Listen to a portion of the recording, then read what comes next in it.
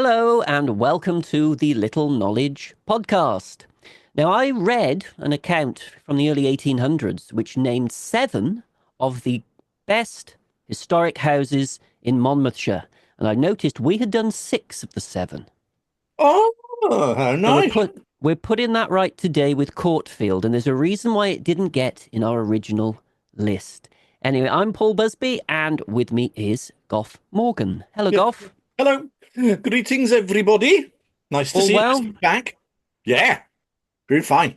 Enjoying the sunny weather. Today, as we are recording, is the first day of, is it astrological spring? It's I officially believe the so. first day of spring. Isn't that Ah, lovely? you're If you sticking look into the around. vast amount of detritus that covers my lawn, then under it, I can even see little blooms peeking out from beneath last year's very overgrown grass. It's Well, that's lovely out good. there. It's Unfortunately, though, even though it looks as if you're gazing into a buttercup because you've got this lovely, healthy sort of golden glow which depicts spring, I've got my lighting all wrong because I got these lights in front of me. I look essentially dead in comparison. yeah, Let yeah, us move swiftly on and get my yeah. mug off the screen because that's not why people click on these videos. We are going to have a look at a place called Courtfield. And I shall show you where it is, first of all, as is our wont. Now, looking at this, it's very hard to see without zooming in. We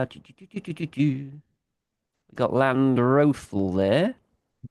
If we go Welsh Newton, Whitchurch, then if we Oh, move over, we're in Welsh Bicknor. So we are just over the border in Herefordshire. oh, right. Oh, Now, yes, there's the Y. We've just stepped over the Y. we have stepped over the Y. And in this peninsula almost, oh dear, let me get this right. In this peninsula you can see here, we have Courtfield, Oh, yes. with Oh, the right Y on the loop of the river. wrapped around it. Hmm. Now, until 1844, this was in Monmouthshire. Oh, So right. Oh, very late. This was a sort of an exclave of Monmouthshire, this. no. And there it is, Courtfield. And if we have a look how it looks today, it's still in a rural position, and Yeah. it's on a hill called Coppet Hill, and it's extremely hard to get to, or it was extremely hard to get to. Imagine back then there was only one single track leading up the hill, which Yeah. led to Courtfield. You got the River Wye wrapped around you. It's very difficult to get to. In fact, somebody said that back in the day it was a steep, perilous track, and they said you broke your neck getting to Courtfield, but you broke your heart leaving it. Oh, isn't that nice? Very, very I nice. guess geographically, it's rather interesting because you look at that big loop in the river and the steep up and the precipitous bit, and you go, that's a natural place to put a fortification, isn't it? That's a natural place to Mm, pop a castle. yeah. So, and the Wye was always a major uh, route. I mean, these were the motorways of their day when they in the Middle Ages. And you think, well, isn't that interesting? Was there anything like that there at all? Well, not far away, you've got Goodrich Castle. But there Uh, have been talks about it. It hasn't been confirmed that there was a castle on the spot, but there has been talks. There is a mound that might well lead to something, but yeah, nothing I noticed absolutely. that where it says the Hermitage, there's a mound in that little Yeah. those little sunburst of stars, and you think, But see, being a difficult place to get to. I mean, today it's still in a rural position. As you can see, yeah, practically nothing has changed. In fact, the well, only thing is here, it later became a Catholic retreat centre, and you can see they've added extra bits on here. oh yes, that's right, yes, oh yes, that So bit there, that's the only real difference, isn't it? yeah, they've got the Catholic chapel, which was added in 1880 there. Yeah, And yeah, so apart from that, it pretty much, although the extra buildings have been added to, it's pretty much how it was. So a good place to hide things, uh, and a good place to maybe put someone that you want to protect. And that's what yeah, happened in the 14th century, when a lady, Mary Montague, who was a granddaughter of King Edward I, she owned the land, but it wasn't called Courtfield then. It was called Greenfield or Greyfield. ah, And so she had to look after a little baby who was a little lord. He wasn't a prince at the time, he was a little baby. And apparently she looked after him for 7 years here, or the baby was looked after at Lady Margaret Montagu's home for 7 years, and that baby grew up to be big and strong and grew up to be him. Oh, King oh, Henry V, of Henry the course. Fifth. That's right. I knew he was a Henry, and I was going. Oh, I've got my numbers mixed up. Harry of Monmouth. Harry of Monmouth, of course. And it makes perfect sense. He left £20 to his nurse Joanna Waring, who was from the region. They were cousins, Lady Mary Montagu and the future Henry V, both descendants from Edward I. And it was said that they changed the name Greenfield or Greyfield later on to Courtfield. Nothing to do with justice, but Oh, more to do with the fact that you link it with the court of Henry V. oh, They that's changed it interesting. to Courtfield. Yeah, Of course, he wasn't a prince at the time. He was just the Lord Henry, because if you know your history, you know his dad was Bolingbroke, who overthrew Richard II in yeah. Oh, right. 1399. Yeah, So at this time, he was just a little aristocratic lord who was yeah. being looked after in this beautiful rural spot for about 7 years. But he left his mark on history, didn't he, that little Yeah. baby? Oh, But yeah. Oh, also, brilliant. it means if Henry V was there, we have dubious relics of his time there, Goff. I Hurrah! do love these. And wait for it, I love a dubious it relic. was kept at Courtfield and the cradle of Henry V. Do you know? You shouldn't laugh. I mean, it might be the cradle of Henry V, though the likelihood of it is frankly remote. But if we can have an exhibition put together of all the cradles of famous people that we've come across in these programs, the cradle of yeah, I mean they're all over the place. They get some ancient cradle and go, that belonged to some ancient famous But person. Goff, you are not remembering this is a rival cradle.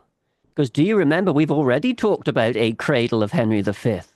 A different cradle, an Oh, anti-cradle, if you will. oh, This is the oh, Troy that. House cradle of Henry Well, V. that's what I was thinking of. I didn't. I forgot. I forgot it was the cradle of Henry V. Well, well, well. So the Well, Troy House, he was a rich baby. So maybe like he had the equivalent of a second home. He had a second cradle. I've looked into this and people are very sneery about the Duke of Beaufort's cradle of Henry V. And they, The Duke of Beaufort's cradle of Henry V is about 200 years out. yeah. And the Courtfield cradle of Henry V is about 100 years out. So I think Courtfield wins this one, right? Oh yeah, they got closest. Yeah, They got they got closest. yeah, yeah, yeah. They got the But the point of being the story, closest. there was this chap in the late 19th century, or was it early 20th century, this academic who was determined to find out the truth. And that he did write like he was really miffed by the whole thing. He didn't like these fake cradles. And anyway, he got in touch with the Vaughans of the day, and the Vaughan of the day said, well, as far as I know, we had the cradle of Henry V until 1746, and then we got involved with the Jacobites and had to scarper. Yeah, yeah, yeah. By the time we got back, the house steward at Courtfield had sold the thing. Oh God. And it had gone to a reverend ball, and then it turned up a local antique collector called George Ware Brakenridge. And from there, it was put up for sale. We follow it to 1908, where it appears at Christie's when it was bought by the Oh, King, Birdie. Edward VII. Yeah. Oh, And it's now part of the royal collection. oh, right. There we are. I'm assuming that the Troy House anti-cradle of Henry V Yeah, is still at Badminton somewhere. yeah. But the Courtfield cradle is, in fact, at in part of the royal collection. I think it's at Kensington Palace at the moment. Well, it's certainly gone up market, isn't it? They must have thought that it's worth a dibble, Edward VII. Chuck a Mm. bob or two, and that's worth the risk. Yeah, there you go. And then just to add a little bit of spice to things, and I don't think this is true because I think this came from one of the Vega Vaughans. There's a wonderfully vague Vaughan who I'm a fan of, who, in my mind, is John Le Mesurier from Dad's Army. And he was asked about it, and he said, "Well, I heard a romantic story that one of my relatives actually really fancied the Duke of Beaufort's daughter, Yeah. and as a gift gave her the cradle of Henry V, which Oh, really combines the two stories. oh my goodness me. We've got cradle cap, quite frankly. We've had enough of the cradles of Henry V. Let's get back to hard, cold history, shall we, Goff? Because the site, it turns out that the Montagues, under the reign of Henry VIII, turned out to be the most horrid traitors. Who saw that coming? So Henry VIII got the axe out, and Courtfield was absorbed by the crown. Oh, blimey. And then we hear of it in 1562 when a John Gwilym bought an estate estimated at 30,000 acres, including Courtfield, for £800. And his only daughter, Sybil, married James Vaughan of Llangattock, and that's where the Vaughans come in. Oh, right. That's how the Vaughans take over, and here is their crest. Oh. The heraldic crest of the Vaughans is much misunderstood by those that don't understand heraldry, because we do have a child with a snake around its neck. Yeah, I know about this. Yeah, please tell us what you know. Well, the Vaughans are heavily connected with Tretower Court, where I worked for a while.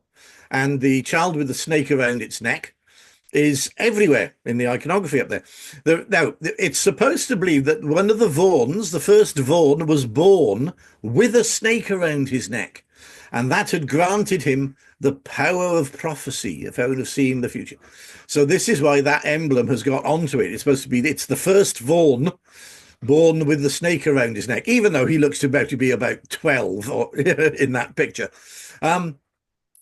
One of the theories is the baby was born with the umbilical cord around his neck, and I like that. And that theory. was interpreted as a snake.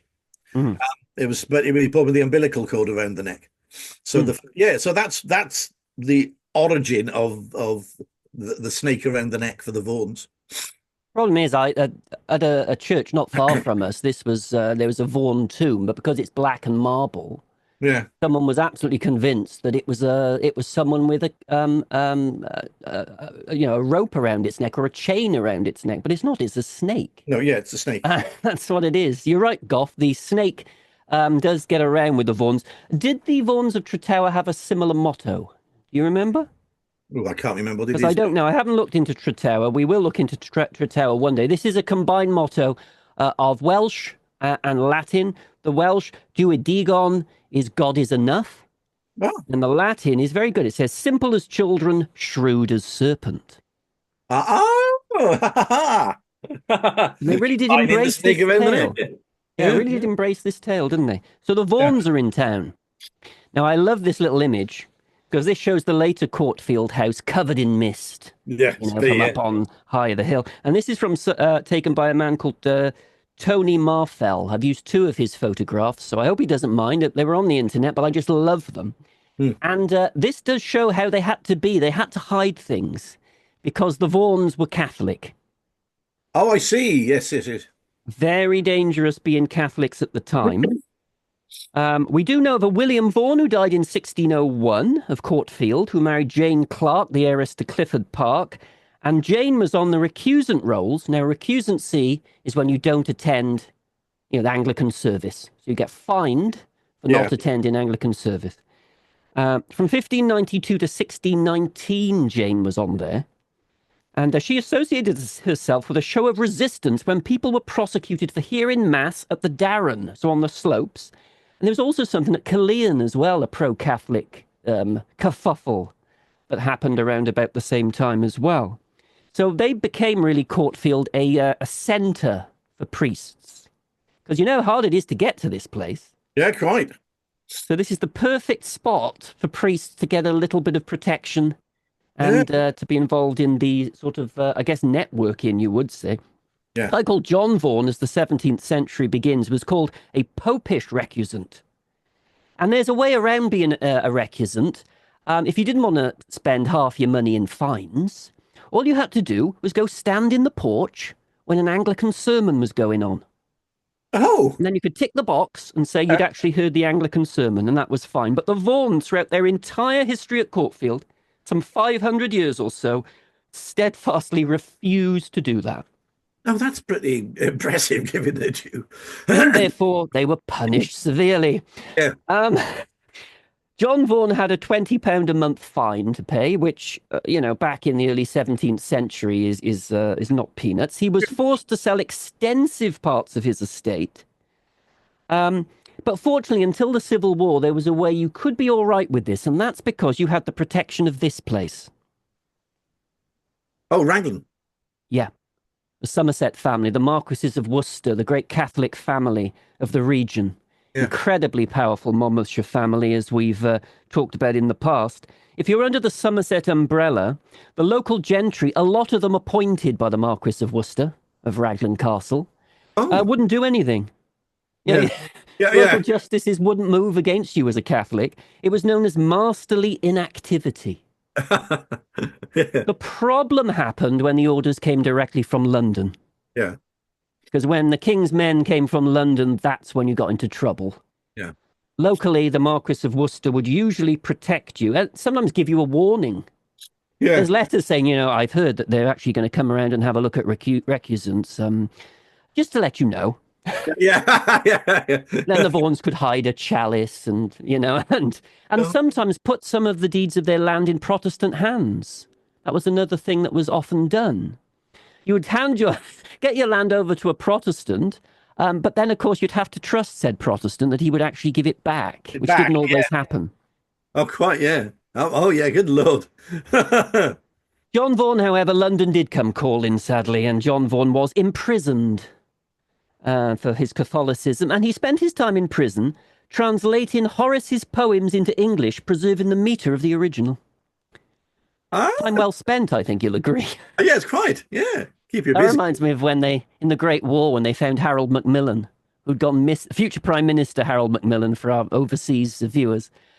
And he'd gone missing for several days in no man's land, and they found him in a trench, really severely wounded. And he'd spent his time translating the works of Aeschylus from the original Greek. Yeah, take his mind off it. It's a different breed, isn't it, really? So the Vaughans were smacked. The Vaughans were hit, especially after the Civil War. You don't have the Somersets to protect you after the Civil War. Raglan gets slighted and ends up looking like this, of course. Yeah. So they have problems. So this chap, known as the Grand Old Man of Courtfield, this is Richard Vaughan. He lived to the age of 97. Oof, remarkable. So he really was a grand old man. Yeah. And he chose not to play an active role in the Civil War, but that didn't help, quite frankly. His brother was a priest. 2 of his daughters were nuns. His Catholicism didn't go down particularly well at the time, and he lost more than half his land as a punishment. God. Courtfield itself was seized, and the goods and livestock were auctioned. Now, at that point, Gough, maybe that's when the cradle of Henry V, or the supposed cradle of Henry V, left Courtfield. Yeah. Rather than a house steward selling it when you're on holiday. Yeah. It probably would have gone then, wouldn't it? Yeah. Because there's no record of it after this date. Yeah. Really bad. He ended up, he was only allowed to keep 1/3 of his rental income. And he was only given the notional freehold of Courtfield. It was all taken from him. But he carried on. He was described as a papist and a delinquent. So clearly the new government had made up their mind about the Grand Old Man of Courtfield, Richard Vaughan. And then when you think things can't get any worse, you manage to get over that. You get to the 1680s, and then at the bar of the House of Commons, one of your man you're a great fan of, I'm sure, Gough, William Beddoes, stands up at the bar of the House of Commons with one eye on the £500 reward and names Richard Vaughan and his son of Courtfield as leaders of the Popish plot. Oh, Beddoes. Yeah. Tell us, Gough, why is this a bad thing for Richard Vaughan of Courtfield? What's going on here, briefly? Briefly. Yeah, because there's a great bit. If you want more, Gough did a fantastic bit, if I say so myself, on the Popish plot in our Llanfihangel Court podcast. Oh, yeah. It's a start. Basically, obviously, a period of rabid anti-Catholicism. And a chap called Titus Oates, an absolutely bizarre human being, and another guy called Dr. Israel Tong approached the Crown saying that there is a plot, a Catholic plot, because he'd been in a seminary abroad and he discovered it and he was going to reveal the plot to essentially, kill the king, etc., and take over and all this type of business. And they start naming people one after another after another. Now, obviously, there isn't really much support for this argument. It was only the fact that they were so vehemently bigoted against Catholics at the time that this plot idea got any form of credence. But as it goes on, people start to question it, particularly, funnily enough, Charles II, who never, ever really bought into the Popish plot at all. And he eventually said, they start to raise questions about backup support. And then, of course, then comes along Captain William Beddoes. Captain Beddoes. Who says, yes, of course, I was there when Mr. Oates was there. Surely you recognise me, sir? And there was this slight pause.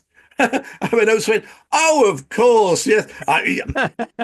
Basically, the pair of them realised that the other was lying, but they were going to go along because they got pensions out of it, they got accommodation, and they could just dob in anybody and get all the limelight. But Beddoes was basically a local con man of the area. He was around Chepstow area at one point. He got booted at the Chepstow. He fled to the continent where he lived under the name of Lord Morgan, which is really fascinating. And then eventually, I mean, goodness knows where the captain comes from. I mean, there is no real evidence he ever was a captain. The strange thing was at the time, a lot of highwaymen used to be called Captain so-and-so, even if they never were captains either. So you can tell he's really floating around the edges of petty crime and worse, and con men. So that is Beddoes for you. The plot cost 24 people their lives and ruined reputations, and it wasn't really until the end when people started to realise that Oates strides into court and accuses the Queen of one as being one of the plotters, at which point you get the impression that Charles II said, that's it, the line's crossed, that's it. Yeah. And Titus Oates wound up in the stocks, pelted regularly. I'm not entirely sure what happened to Beddoes, so I do have a book on the shelf in which he features. I'll have to look that up. You might have said that on the Llanfihangel Court podcast, maybe. I don't know. Remember? I don't know. But yeah. But anyway, they've survived this Popish plot, finger pointing. But after the death of Charles II, and when James II runs away, of course, we have William III, who isn't particularly soft on Catholics either. Oh. So when you come to 1688 and then 1689, that's when Courtfield has his real crisis. At this point, Richard is still alive. He's aged 89 when he's plunged into this crisis at Courtfield. And the crisis is that they've decided that there's £100 reward if you find a priest. Oh. And of course, there's a lot of priests that are acquainted with Courtfield. So an unruly mob, led by a local parson, decides to go to the belly of the beast, attack Courtfield House itself. And that's what he does. The mob bursts in, ransacks Courtfield, takes anything Catholic, all the altar stuff, and which was very valuable, and they sort of ransack that and take that, and that's all good.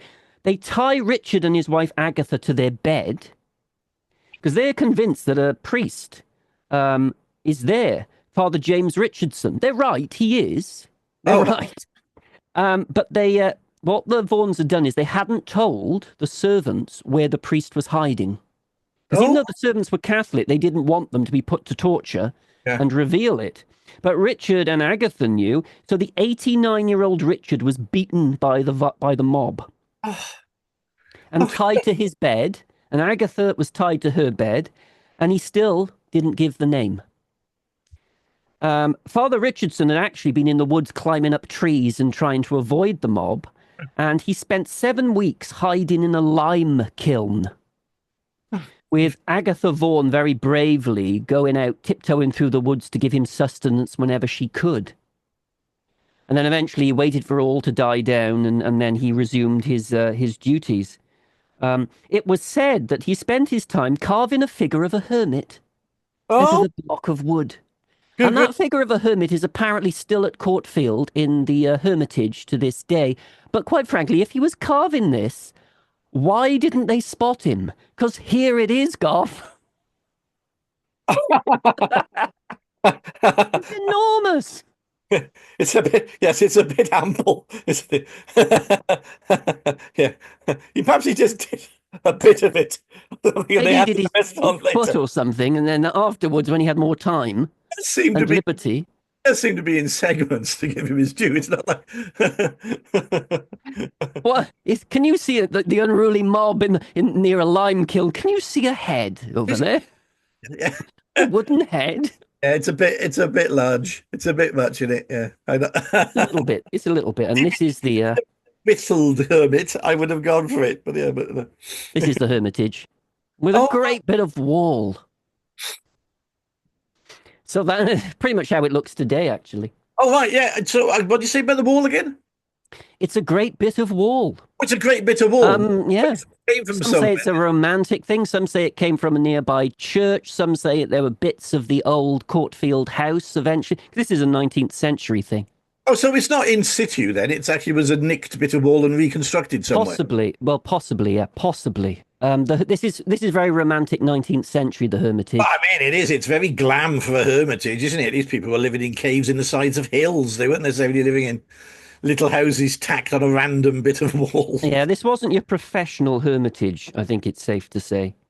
Um, but yeah, so they managed to, I mean, amazing, really.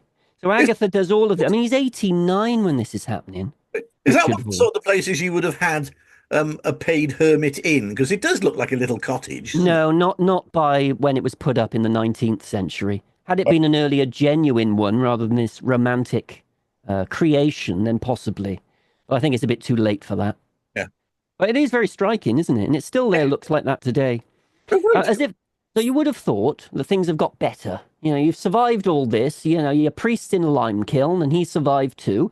So well done, Richard and Agatha Vaughan. You've survived. Well done. But no, Oh. another mob turned up because they had a new plan. A priest hunter, and he went by priest hunter, found that the only thing they could really do, the fair and logical thing to do to stop these priests, was to burn Courtfield to the ground. And he turns up with exactly that idea to burn Courtfield to the ground. Oh. The only way, Goff. But, And they get there, and luckily soldiers just happen to be in the vicinity to sort of get rid of them. But this guy's not going to let up. A week later, this guy has his house burnt down, and he dies within a year.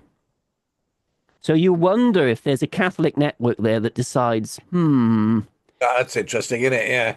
maybe we need to get rid of him because he's going to try to destroy a very valuable Catholic property, you know? We do focus an awful lot on the the Catholic victims of this process, but we have to admit that there was a network underneath, There and is a network, yeah. it was structured, was funded by the papacy. You know, Yeah. it was an organized infiltration, essentially. Had these been, you know, acting in political purposes nowadays, we probably would consider it a spy network. But Yeah. there were cells of supporters, there were cells of safe houses, things you could move around. So you're probably right. Yeah, it's quite interesting. They felt right, enough of him, he's off. Yeah. Sometimes divine justice needs a little nudge. Yeah. Yeah, I think that probably is what happened. They got them before they got Courtfield, I think, possibly. It's interesting you say that. The Vaughans refused to take the oath of allegiance to George I in 1715. In fact, two of John Vaughan's sons were Jacobites, active Jacobites. Oh, In fact, one of which, you'll like this, Goff, met David Morgan the Jacobite. oh, right. Oh, cool. And they had a conversation, which is recorded. And he says to Mr. Vaughan, the younger, he says, oh, they're going to Scotland with this army, David Morgan says. They're going to Scotland. I'd rather hang than go to Scotland. David doesn't go to Scotland, and he hangs. Oh, God. Vaughan does go to Scotland, fights with his brother at the Battle of Culloden, Oh, and then runs for his life, escapes to Spain. They both have a career in the Spanish army, and he actually becomes a field marshal of the Spanish army. Poor old David Morgan, of course, gets hanged, drawn, and quartered on Kennington Common. yeah, great. Yeah. Oh, good Lord. Maybe he should have gone to Scotland. Maybe he should have stuck close to the Vaughans, because as we're already learning, the Vaughans are the ultimate survivors, aren't they? Yeah, these are people that sort of, yeah, probably running the network rather than just part of it. Yeah. I think you're probably right. And they did, when things got a little bit gentler for Catholics, they did take the oath to George III. When you get, post 1760s, they've taken the oath to George III, and they were even allowed to finance William Vaughan of Courtfield, a public Catholic chapel in Monmouth, as long as it didn't look like a church, and the Oh, congregation entered not in groups, but one by one. oh, And so he was allowed then to pay for a Catholic chapel that didn't look like a chapel. yeah, We've seen this on the podcast before, haven't we? yeah, Was it at Fonmon or Llanarth Court where they had a chapel which looked like something else? yes. Yeah, but Monmouthshire is very Catholic at the gentry level, as we've heard. By now, Courtfield has escaped. Catholicism, Jacobitism, and then it's a much more, yeah, politically and religiously complex area than I think we tend to believe nowadays, or aware of nowadays. It's a wonderful hidden history, isn't it?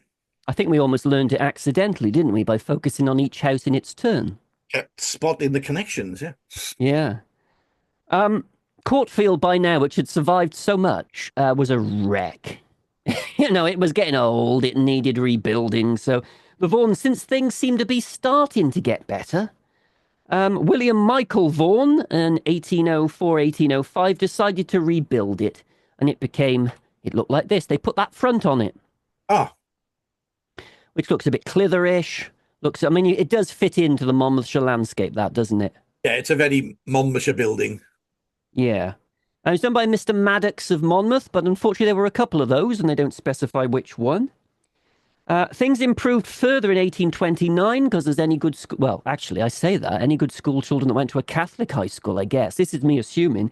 1829 was the Catholic Emancipation Act, which Yes. did improve things for the Vaughans, and immediately they entered county society. Yeah. They became justices, deputy lieutenants of Monmouthshire, and in 1833, something that would never have happened 200 years before that, a Vaughan became High Sheriff of Monmouthshire. Oh gosh. So we've had that shift. Yeah. So We then, haven't, yeah. Unusually for a rich gentry Monmouthshire person, I haven't mentioned the letters MP once because they couldn't be. oh yeah, that's right. You couldn't stand. Yeah. There were no MPs for the Vaughans because they simply it really wasn't an option. And even this Vaughan that built or rebuilt Courtfield had 8 children. 3 of them were priests, 2 of them were nuns. This Catholicism didn't have a bump. No. 500 years. This one, this was ingrained in the Vaughans, in their very fibre of their being. The Vaughans of Courtfield were Roman Catholic, and even if you offered them, court advancement or lots of money, they would turn it down. It's several ways admirable, I think. Mm. Then the colonel took over. And if you think 3 priests and 2 nuns from your kids is impressive, you ain't seen nothing yet. This is Colonel John Francis Vaughan. And to show how the lands were started to come back to the Vaughans with Catholic emancipation, he was Justice of the Peace for Monmouthshire, Herefordshire, Gloucestershire, Radnorshire, and County Mayo, because he bought some land in Ireland as well. Grief. Heaven's sake. Yeah. They estimate that at one point the Vaughans of Courtfield owned 50,000 acres. And that's against all the odds. How big would their estate have been had they been Protestant? Okay. The ultimate survivors, this family. Yeah. But he decides that, he's inherited the estate. He's going to consolidate it. He's going to play his part as a county gentleman in Monmouthshire. And so he's going to marry, not like the growing number of priests and nuns Yeah. that are in the Vaughan of Courtfield family. And he marries extremely well. There she is. Oh. This is, it might ring a bell because this is Eliza Rolls of the Hendra. Oh, This is a great painting by William Etty. And he married her in 1830, always known as Eliza. Married her, very beautiful, very vibrant. Spent a lot of time in France. She was an artist. She was a musician. She could play the harp. She was into amateur dramatics, like a lot of the roles of the Hendra. There is a Hendra podcast if you want to check that out about Eliza's family. Very artistic. And what I love about her, she's very messy as well. Eliza's rooms were described as like a lumber room. A lot of artistic people. She was Yeah, extremely messy and a little bit worrying. She wasn't Catholic, of course, because she was from the rolls of that place, yeah, the Hendra. of the Hendra. But within 4 months of marrying into the Vaughan family, she announced to her bewildered husband, the Colonel, that she wanted to become a nun. What? Not really what you want your wife to say to you, is it? Is it? No, it doesn't all go well, does it? Why are they so obsessed with going into cloisters in this family? You go to Courtfield, that's what happens. Gough, I guarantee you, if you get invited to Courtfield tomorrow, you'll want to be a nun. The minute you leave. Yeah, There's something in the water, obviously, there. definitely. But anyway, Eliza decided not to become a nun. But she used to pray 5 p.m. to 6 p.m. every day. She became a Catholic Yeah, at Courtfield, praying that maybe her children could do what she could not do and that she would give her children to God and give her children to Rome. And that's what she wanted to do. Now, Gough, this explains this, doesn't it? At the Hendra. oh, John Etherington Rolls was her brother. So if Eliza has got Catholicism really bad, I mean, she is ultra Catholic. She is, yeah, she's dedicating herself to God and she believes it entirely. yeah, So much so that she's offering her children that she may have up to, yeah, to Rome. yeah, If she visits her brother and she needs to pray, there yeah, is nowhere at the Hendra, an evangelical Protestant family by tradition, that she could pray, yeah, except here. yeah. So So you this got the this little room was a mystery for us for a long time because we discovered it, and there was a huge amount of Catholic iconography and influence, and there's the crossed keys and all sort of various things in there. And for a while, and we haven't been able to really work out what it's about. And there's a whole little bonus episode just on this closet to try and work out what on earth's going on. But you're right, it does give a reason for its construction, doesn't it? A possible reason for its But construction. what did it become ultimately in the 19th century, later 19th century, and early 20th century? Black Museum. Yeah, he relishes this room so much, probably more than he should actually. Lord Clangattock's Black Museum, yeah, and that contained all kinds of grisly stuff, didn't it? Oh yeah, lengths of the worst bits, but lengths of rope from famous hangings. Oh dear me. Well, when Eliza was there, it contained a whole lot of praying. Yeah. I think I think that's safe to say. Far more respectable. So Eliza was great, and she had lots of children. She had 14 children. And how many of them actually made it? Well, this is staggering. And this was so staggering, it made Ripley's, believe it or not, chewing gum wrappers. Oh really? Did. Ripley's, believe it or not. Because what Eliza prayed for at Courtfield Chapel, what she wanted so much to give her children to Rome, this is how she did it.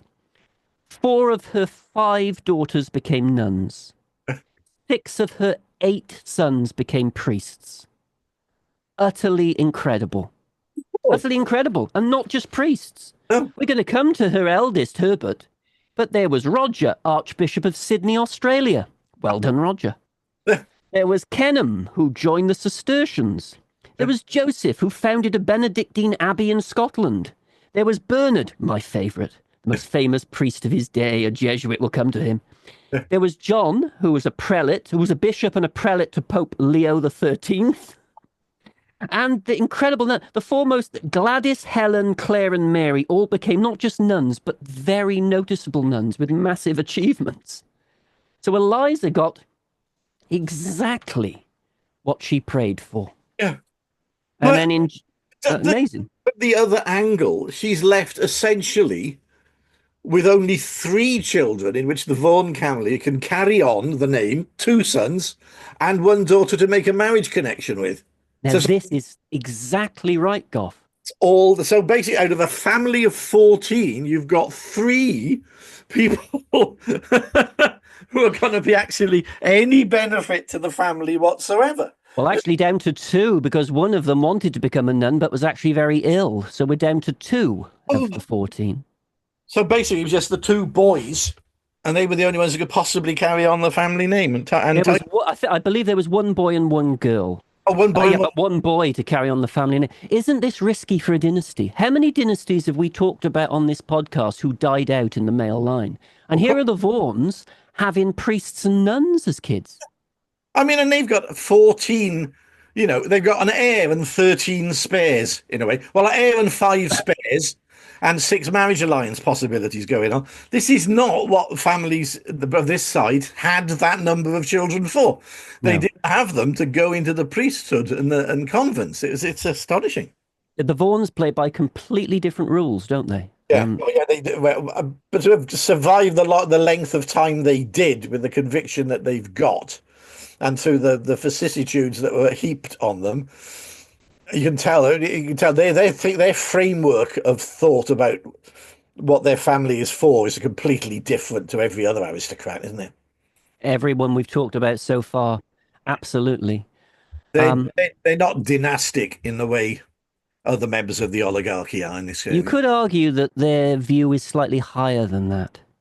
You know, from their point of view, they're looking at Or higher slightly, view. shall we say, zealot. And Well, yeah, yeah, well, or yeah, well, fanatical. there's certainly a strain of that. It's these lines are very, very thin. They are indeed. However, terrible because Eliza was an extraordinary woman, as we've already said. Yeah. Extraordinarily talented, and she was worshipped at Courtfield by her many, many children. And then at the age of 42, in January 1853, shortly after giving birth to the future Bishop John Vaughan, she died Oh, gosh. just after childbirth. And the impact that hit most of her children seemed to carry around a little tiny portrait of her on their person for the rest of their lives. For Fascinating. many of them, Courtfield was never the same again. Yeah. So much so that her husband, the Colonel, closed it Oh, and moved to Boulogne for 3 years. oh, blimey. So Gosh. heartbroken, he could not bear Yeah. to go back to Courtfield. Astonishing. So they leased it out. Yeah. This is a nice view of Courtfield. You've got it set up for croquet there on the lawn. Although, should you play croquet on such a steep slope? I was wondering whether that's perhaps an effect of the camera rather than actually the lawn, because otherwise it's going to be very impractical as a Well, cookie. remember, Courtfield is on the top of a rather steep slope. It's perilous to get to, so I don't think you should play croquet on those lawns because No, no, you're always sending a servant, who I like to think was the footman, running for miles to retrieve your ball. yeah. Dear, oh dear. Anyway, what we have to do, poor Eliza is gone, and the Colonel has just thrown himself into his military work. Now, he was the same regiment as the future Lord Tredegar Courtney Morgan. He was the Royal Monmouthshire Royal Engineers. Oh, He right. became the colonel of that. It was 1853. We know what happens very shortly, the Crimean War. Yeah. Unfortunately for the colonel, who probably wanted to throw himself into his military work to get over the devastating loss of Eliza at Courtfield, the one regiment that wasn't sent to the Crimea was the Royal Monmouthshire Royal Engineers. Hmm. So what he did was he paid his own way, volunteered, and went anyway, and sort of stuck to the Royal Welsh Fusiliers over there. I think it was 24th Foot. Yeah. And there he is. Because he wasn't a young man at the time either. That's Clearly still not, no. Not a young man. not a young And man. he's gone there and he's seen the appalling conditions. And he wrote an anonymous pamphlet which helped raise awareness of the Oh, terrible conditions of the British troops in the Crimea. yeah. He was far from impressed. No. And his letters home make that very clear. And every little fibre of influence he might have, he bent to try to change things. Oh, good. So he was evangelical in the military sense. Yes, yeah. But yeah, he did remarry, by the way. And she had two children, but lost them both. So they died in infancy. Oh, And okay. he and his second wife both died within, was it in the 1880s, I think it was? In 1880, I think. They both died within 10 days of each other in Biarritz. Oh, good Lord. So quite a character, the Colonel. I mean, he made quite an impact on Monmouthshire. Although by now it was Herefordshire. but he insisted it was Monmouthshire. Oh, really? It's quite interesting, that regiment, because future offshoots of him join the Royal Monmouthshire Royal Engineers as well. It seems to be the Vaughan Regiment, you know. It's the one you join. Now, Eliza and the Colonel's offspring. Let's have Yes. a little look at these. This is always fun. Lots of priests, lots of nuns. And these are two of the most, well, they are the two most famous. Because the man sitting down is Herbert Vaughan, who should have taken over Courtfield as the eldest son in 1880. But he had dedicated his life to the church. Yeah. So he decided to give it over to the fifth son. You had to get to the fifth son to find someone who wasn't a priest. Oh, yeah. Come on, yeah. Francis, who was the vague one. Oh, yeah. And Francis paid him £1,000 a year as an annuity to take over the Courtfield estate. But that £1,000 went straight to Catholic charities. Yeah. I mean, Herbert didn't see any of that grand. He was doing very well. We'll come to Herbert in a minute. And this is his younger brother, Father Bernard Vaughan, who is my favourite. Yeah. My goodness. They said he used to lecture everywhere, and he used to be very Italian, to use a stereotype, very Italian in the way he spoke. And you know what that means, Garth. Hands would be thrown in various... He was very passionate. There's a wonderful Pathé News video on YouTube during the Great War of Father Bernard Vaughan giving a lecture in Trafalgar Square, and he really is flinging those arms right, left and centre. He was a brilliant public speaker, and he became the most famous priest of his day. Edward VII found him so amusing that they became close friends. Oh, gosh. It's fascinating. He was described by G.K. Chesterton was a fan. Yeah. Perhaps not surprisingly that G.K. Chesterton was a fan. James Joyce based a character on Father Bernard Vaughan. And he says he's the most diverting public figure in England. I never see his name, but I expect some enormity. James Joyce. One of them said that he had a box full of music hall tricks. He did. Father Bernard Vaughan had his amusing Cockney voice that he would bring out in his talks. Oh, it was great. He was so well known, and he decided he went off on tour. Oh, really? On tour to America, where they estimate that he spoke to 500,000 people. Here he is with an Iroquois chief.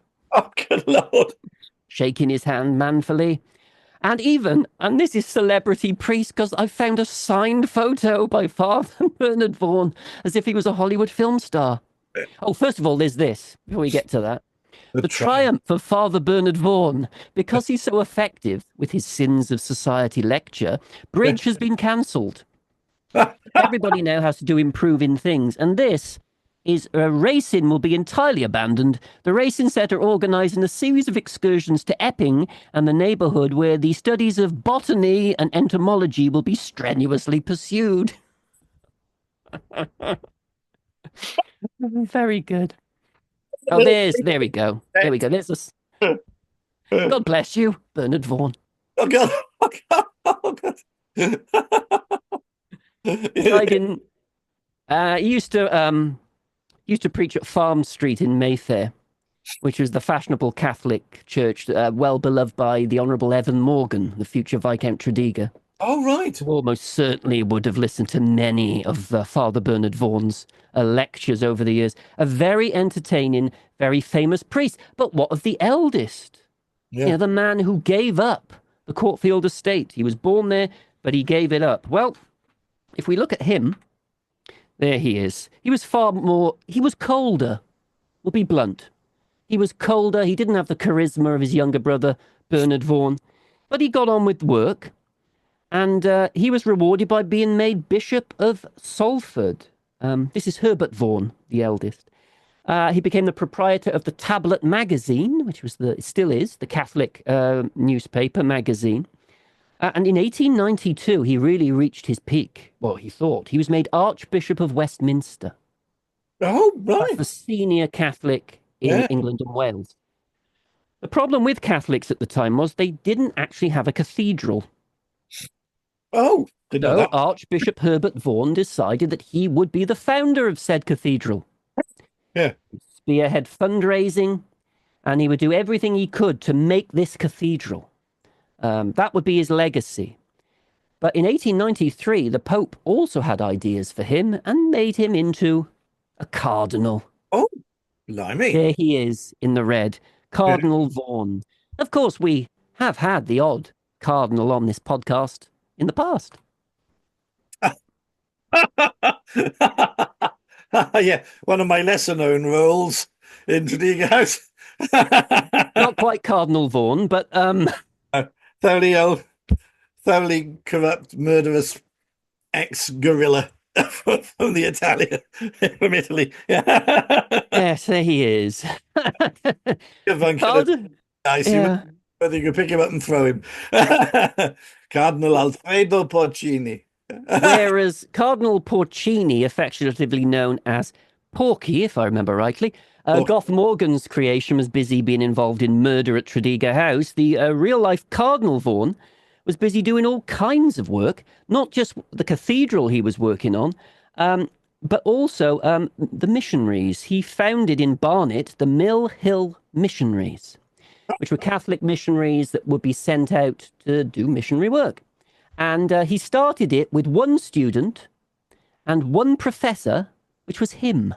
oh right. Oh, But the no. Mill Hill missionaries did grow, and that's another bit of Cardinal Herbert Vaughan's legacy, Yeah. which is pretty immense. I mean, I think his mother Eliza would be pretty proud of him by this point, becoming a cardinal.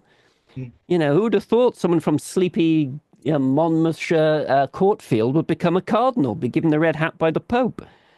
Um, but his real legacy is this, because this is Westminster Cathedral, Oh, right.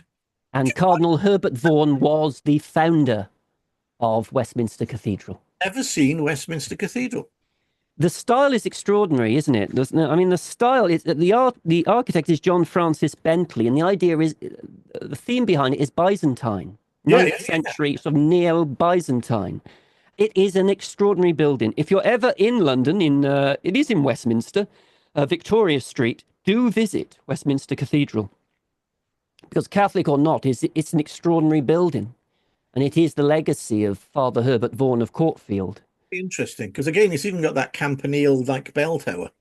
Oh, it's yeah. I mean, deliberately so. Yeah, it's Uh, very different from Anglican structures, isn't it? And Christian Church of yeah. England. Around about this time, when he was at the peak of his fame and power and influence, the foundation stone was laid for this in 1895. So 2 years after he became the Cardinal Archbishop of Westminster, he went back home. He went back home to visit his brother Francis. He kept in touch with Courtfield. There's a nice view of Courtfield. And a friend was with him. And the friend said to him, "You must be pleased to be home." And he said, "Why should I come back?" He said, "It is like coming back to a land of tombs." Oh, His mother Eliza is buried there. yeah, And he's still got this picture of her. yeah. The Cardinal takes with him everywhere. And all the Vaughans, the Catholic Vaughans, most of them are buried there. You're going back, as he described it, as a land of tombs. But that's the problem. After Eliza died, this had a lot of pain, this house, for her kids. Yeah, yeah. Because all the memories of the mother, you know. Mm. Luckily, the rather vague Francis, who was a military man, of course his regiment was the Royal Monmouthshire Royal Engineers. What else would it be? But that had a great name, by the way. He was a papal chamberlain, even though he was a layman. Papal chamberlain to two popes, why not? And and the Royal Monmouthshires were known as the Pope's own. Oh, right. Good like There that. were so many Catholic gentry in the Royal Monmouthshire Royal Engineers. And even the woman he married an American lady, and her name was Caroline Pope. Oh, God. If Francis saw that as a divine sign or not, one would hope not. Yeah. But the Cardinal continued. His Mill Hill was a great success. The missionary work in Barnet and the Westminster Cathedral was almost finished, just about to open. And then he died. Oh, dear. And here he is in Westminster Cathedral, a great unfinished fane and its dead founder. Oh, What is a fane? I'm not sure. I mean, Peculiar. fane, I mean, I don't know. We'll have to check this afterwards, but I guess it means project. Isn't it? That would make sense, wouldn't it? And the cathedral's unfinished when he's died. Get in the comments for us, people, if you know what a fane is. And this is, yeah, this would be 1903, so it would be vernacular from that period. Great unfinished fane, and there they all are. Oh, Cardinal is gone. Dear, dear. And the Cardinal was originally buried as he wanted to be in the garden of Mill Hill Missionary. oh, But in 2005, they brought him to Westminster Cathedral, his creation, and gave him his own chantry. So if you oh, go right. there now, he has got in utter splendour Yeah. his own little chapel. And Oh, there you can see where he now lays since 2005. Pray for the soul of Herbert Vaughan, Cardinal Priest of the Holy Roman Church. Only the third Archbishop of Westminster.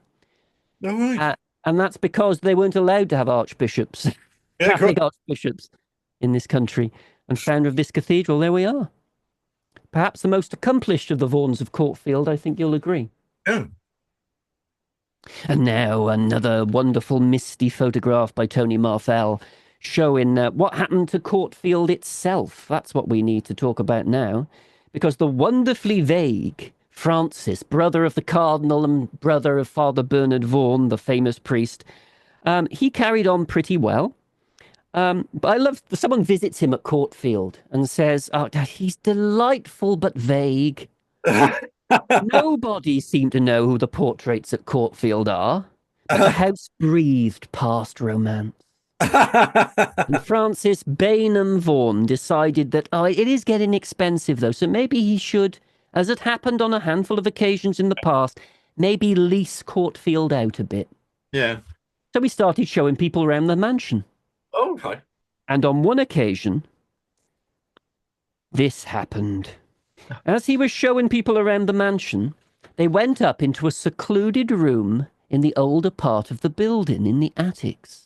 As he was showing a prospective leaser or leasee, everything went icy cold, and a mist or fog generated from the floor of the room and went right up to the ceiling.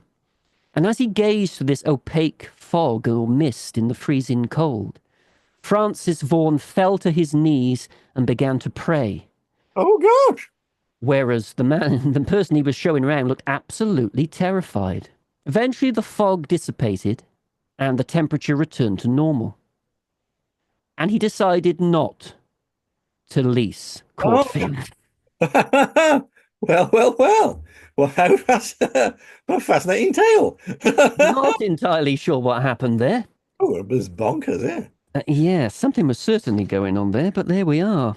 So what happens then is he continues on his merry way, and when he dies, his son continues on his way there. And they carry on going until, quite frankly, it starts to get a bit tough financially. You've Yeah. got death duties, you've got the usual stuff that aristocrats have to suffer after the Second World War. I say suffer, but you know what I mean in perspective. So in 1950, the Vaughans decide to sell Courtfield after all those years of survival. And who buys it but Cardinal Herbert Vaughan's Mill Hill missionaries? Oh, right. And Cardinal Vaughan's missionaries move in, and it was going to be. It became in the 60s a training centre. There were 30 brothers training there to be missionaries, so Mill Hill used it for that. And they were very talented. They even built an accommodation block themselves.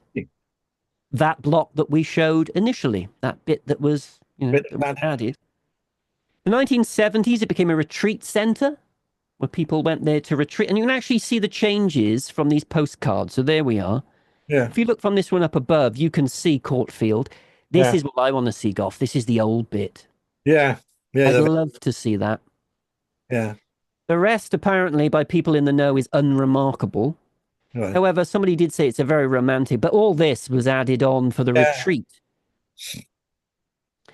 All added on for the retreat. So that's what it was right up until 2003, when they were told that they needed to spend a lot of money updating the building if they wanted to continue it in their present purpose. They needed to add lifts, ramps, and all sorts of things. And Mill Hill decided it was going to cost too much money, so the Mill Hill missionaries put Courtfield up for sale. Oh, good. Who was going to buy it? Well, yeah. Who was going to buy it? Well, who bought it was That's how it looks. And who bought it was them. The Vaughans. The Vaughans bought it back. Oh, blimey! How Told cool! you they were survivors. Oh, yeah, oh, then they've got it then. Well, well, well. The Vaughans are back at Courtfield to this day. Patrick Vaughan, I Yeah, believe, was the one who bought it back. He only died, I think, last year. But yes, the Vaughans, who are still, it will not surprise you to know, Goff, yeah, Roman Catholic, yeah. are back at Courtfield. Well, well, well. So that was the tale. Any idea what they're going to do with it? Because It's a they house. a sort of huge residential block. I don't know what they're going to do with those huge residential retreat blocks. I don't know. Maybe a Vaughan will watch this and let us know. Yeah, But how resilient are that family? that's quite remarkable, isn't it? Really, it is quite remarkable. Just don't let go, do they? They And don't let go. They don't give up. their faith, they've got their jaw clamped on. They're not getting go. That's it. It's amazing. Yeah, because out of all these sort of advantages they could have had during the most difficult periods of the family's history, um, by simply standing in a porch. And they're Wouldn't like, do it. no, we will not do that. And you have to admire people that stand by their convictions that much. It's astonishing. Pardon me. Yeah, Yeah, it it's is, isn't it? astonishing. And Amazing. then I thought that was the story had come to an end, or at least this chapter of it. The Vaughans will write a new story there at Courtfield, I'm sure. Um, but when Patrick Vaughan died, I think it was in 2023, his son runs Courtfield and lives there now. The Archdiocese of Cardiff got interested in this incredible Vaughan story. And I know how skeptical you are about this, Golf, and it's perfectly understandable. But I'm just saying what the Archdiocese of Cardiff say. They are looking into Eliza Vaughan as a possibility of sainthood. Well, good luck to her. That's all I can say. Saint Eliza of Courtfield. Saint Eliza of Courtfield. So we shall see what happens. But you need miracles for that and all. And I'm not sure. I've looked through the Vaughan. I don't know there are any kind of miracles connected to Eliza Vaughan of Courtfield. Yeah. I mean, if she'd beatified, I might have gone on with it. Oh, no, that's the first. This is how it works. No, the beatification is the first step. Yeah. So if you get beatified, has she been beatified No, already? not yet. No, this is early days. The Archdiocese of Cardiff are kicking the idea around, looking for evidence. But I mean, she's got to start getting a bit more miraculous if she wants to become a saint, isn't she? She's got to get her act together in the afterlife. Well, quite frankly, Goff, skeptic as you are, I suggest you start praying to her. And then if you have a miracle, Eliza could be one step closer to sainthood. You did a tour at Tredegar House recently, waxing. No, I did actually. Waxing lyrically about Saint Gladys. I do like way back in the day. And in 1,000 years, someone could be waxing lyrical about Saint Eliza on the site of Courtfield. Wow, you give her Same business, Goff, same business. I'm not even going anywhere near it. Too late. Catholics, I'll tell you where he lives. Believe it. Him. No, but in all seriousness, it's an interesting story, isn't it, Courtfield and the Vaughan family? Same story. Very story. I'm not sure where we're going to go next. I've had lots of suggestions, but the problem with a suggestion and get into an hour's talk, there's a lot that happens between those 2 points. Yeah. If there's enough material, we'll certainly try and chat about any property, won't we, Goff? Yeah, we get lots of suggestions, and I've written to and spoken to people about it. We would love to do some of the properties, but when you get to look at them, there just isn't an episode there. No. Yeah, and it's basically so. But we have been thought maybe doing some little anthologies at some point, where we can bring a number of the smaller property stories together. So we are keeping at it, and we do very very much value your absolutely suggestions but it doesn't mean that they're always going to pop up quickly, or we're always going to be able to do them. I'm sorry, but if we can, we will. We'll try our best. Thank you, Goff, and we shall see you all soon. Thank you for listening. Bye-bye. Bye.